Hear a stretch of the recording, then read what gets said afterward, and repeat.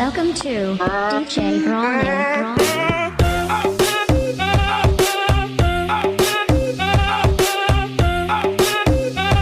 हम लोग कह रहे हैं ना कि मुझे डिस्ट्रैक्शन हो रहा है। एक्चुअली ब्रेन को लग रहा है कि वो ज़्यादा इंपॉर्टेंट है और आप ये फालतू की चीज़ों में टाइम वेस्ट कर रहे हो, जैसे एग्जाम्स और पढ़ाई। ब्रेन को समझ में ही नहीं आ रहा है कि एग्जाम पढ़ाई इंपॉर्टेंट है, क्योंकि ब्रेन को फ्यूचर के बारे में सोचना नहीं आता। सच ये है कि हमारा जो प्रिमिटिव ब्रेन है, जो पुराना ब्रेन है, इसको लिम्बिक सिस्टम कहते हैं, पुराना ब्रेन है, इसको फ्यूचर के बारे में सोचना आता ही नहीं है। इसको सिर्फ अभी के बारे में सोचना आता है, अभी का, आज का, इधर का, इमीडिएट अभी क्या थ्रेट है, क्या डेंजर है या क्या प्लेजर है। बस आज मैं पढ़ाई करूंगा, 4 साल में डिग्री मिलेगी, 10 साल में जॉब मिलेगी, फिर मैं अच्छा गाड़ी खरीद, वो सब मतलब हम बोलते हैं, लेकिन फंडामेंटली तुम्हारे लिम्बिक सिस्टम में वो घुसता नहीं है, वो समझ में नहीं आता उसको। और आपका सारा जो इंस्टिंक्टिव डिसीजंस होते हैं, इमोशनल डिसीजंस होते हैं, ये सब लिम्बिक से आ रही है। तो जो इवॉल्व्ड ब्रेन है, जो अभी अभी आया है, 10, 15, 20 हजार साल में आया है, बल्कि पढ़ाई लिखाई देखा जाए तो अभी 50-100 साल में आई है। पढ़ाई तो अभी अभी आया है, बट जो इवॉल्व्ड ब्रेन है, that is the one that is logical, that can look into the future, plan कि अच्छा मुझे ये बनना है, ये बनना है।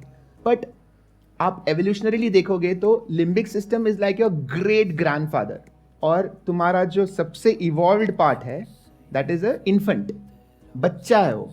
तो कोई भी बच्चा ग्रेट ग्रैंडफादर को नहीं बता सकता कि ये करो, this is how you are born with this inequality. तो एक चांस ही नहीं है।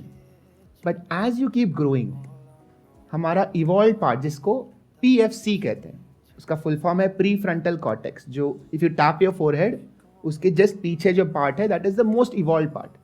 एज यू कीप ग्रोइंग, इसी को मैच्योरिटी कहते हैं, कि prefrontal cortex becomes stronger and stronger.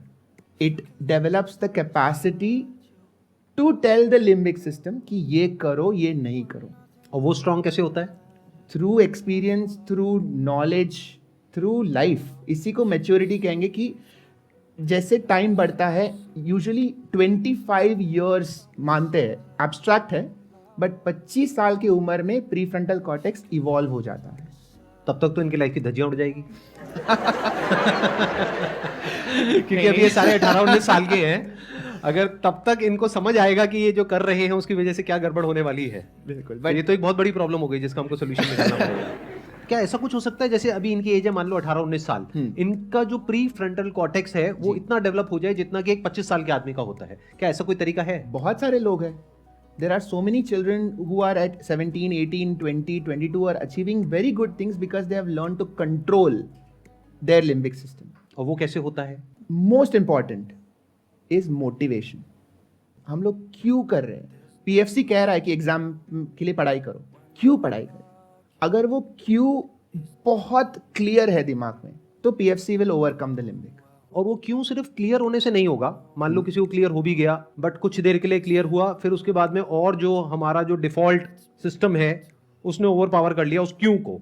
तो that cue has to be reinforced and it has to be a constant thought and a constant reminder, और वो डोमिनेटिंग थॉट होना चाहिए, तभी वो हमारी बायोलॉजी को सरपास कर सकता है। राइट? दोनों बायोलॉजी है, ऐसा नहीं है कि एक बायोलॉजी और एक नहीं है, बट जो लिम्बिक का क्यू है, द लिम्बिक का मोटिवेशन है, वो 1 बिलियन ईयर्स से हो रहा है। अगर आपने सुना होगा practice makes man perfect, the limbic has been practicing for 1 billion years. आप एग्जाम के लिए प्रैक्टिस कर रहे हो 2 महीने से, क्या कंपटीशन है ये तो हो ही नहीं सकता। So the more you practice that motivation कि मुझे ये करना है क्योंकि दैट मेन रीजन आप बार बार रीएनफोर्स करते जाओगे, तो that PFC can overcome the limbic. So there is no clear cut finish line. जो फिनिश लाइन है वो हमने बनाया है, एक कहानी है कि एक एब्स्ट्रैक्ट फिनिश लाइन हमने बनाया कि चलो ये हुआ तो खत्म। Trust me, I have given more than 25-30 exams, और हर एग्जाम के टाइम में मैं सोचता था कि बस ये एग्जाम अगर क्लियर हो जाए तो लाइफ सेट है बट वो नहीं होता, बिकॉज एग्जाम के बाद you are still struggling. there is a new struggle, there is always a new struggle. But ये उसी को समझ आता है जो उसको अचीव कर लेता है। कर लेता है, एग्जैक्टली। हाँ। क्योंकि मैं जब 12th में था, MBBS फर्स्ट ईयर में था, मुझे लगता था कि ये अगर एग्जाम क्लियर हो जाए तो I am done, but that is not true. अभी मैं कॉन्फिडेंटली बोल सकता हूँ कि ऐसा नहीं है।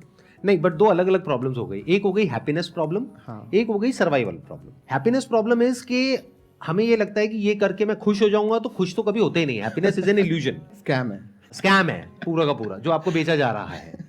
कहने का मतलब है, एक है happiness problem which is a very big problem in itself. वो है उन लोगों के लिए जिन्होंने वो पा लिया है जो वो पाना चाहते थे, और उनके पास में एक रीजनेबली कंफर्टेबल लाइफ है। अभी एक बार को उस डिपार्टमेंट को छोड़ देते हैं। अब बात करते हैं ऐसे बच्चे जिनके लिए प्रॉब्लम है सर्वाइवल की, यानी उनके घर के खर्चे की प्रॉब्लम है, घर में फाइनेंशियल प्रॉब्लम है, उन्हें कुछ ना कुछ तो करना ही है अपना और अपने माँ बाप का पेट भरने के लिए। अब वो बच्चे क्या करें?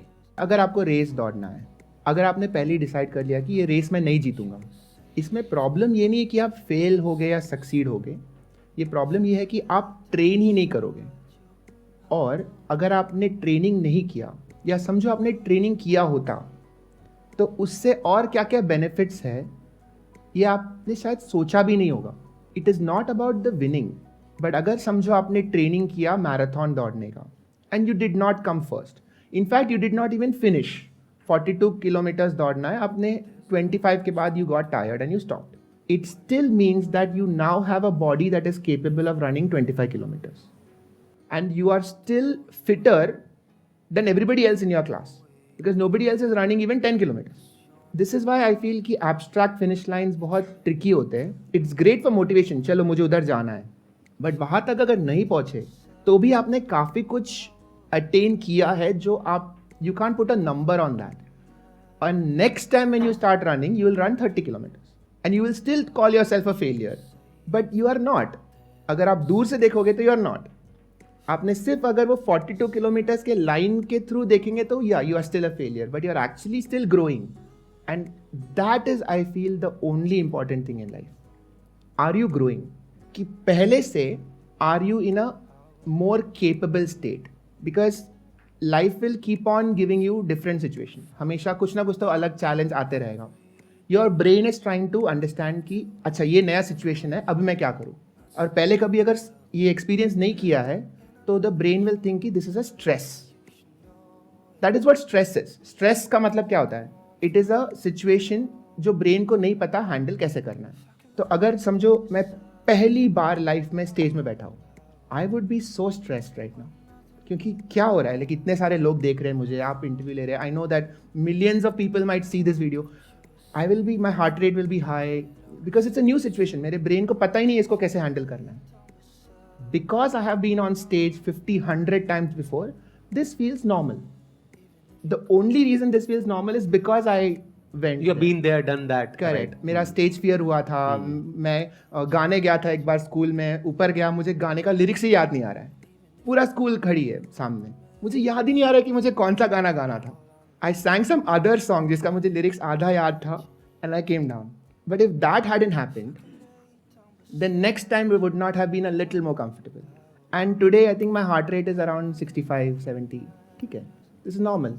इसी कॉन्वर्सेशन को थोड़ा सा और आगे बढ़ाते हैं। बहुत इंटरेस्टिंग है कॉन्वर्सेशन और बहुत इंपॉर्टेंट है ये कॉन्वर्सेशन सबके लिए समझना, स्पेशली मेरे लिए, क्योंकि I am really serious about finding a solution to this problem. क्योंकि प्रॉब्लम क्या है कि हम चाहे जितना मर्जी मोटिवेट कर लें लोगों को, ये सो कॉल्ड जो रेस है उसको जीतने के लिए, ये रेस है बड़ी सिंपल कि ये कट ऑफ है। तुम यहाँ पर आ गए तो तुम सक्सेस हो, नहीं आए तुम सक्सेसफुल नहीं हो। घर वाले, रिश्तेदार इसी तरीके से देखते हैं उस इंसान को। मतलब बड़ा सीधा सा है सक्सेस और फेलियर का मतलब कि भाई ये कर गए, ये क्रैक हो गया तो तुम सक्सेस हो, नहीं हुआ तो फेलियर हो। People don't look at it in a way कि तुमने 5 बार ट्राई किया और नहीं कर पाए फिर भी तुम कुछ कर गए।